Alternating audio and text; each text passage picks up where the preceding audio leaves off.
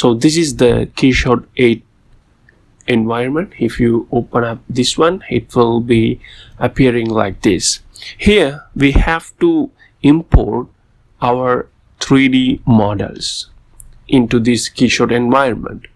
So if we want to do that, we may have our 3D models that has been created from ourselves, or maybe we can download the 3D models from an external third-party websites. Maybe as an example, we can download the 3D models from CG Trader or GrabCAD.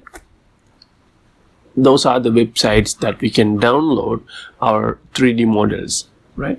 So if we wanted, we can create our 3D models as for ourselves as well. Maybe we can use SolidWorks, AutoCAD, Inventor, Blender, etc. So those are the softwares we can produce our 3D models.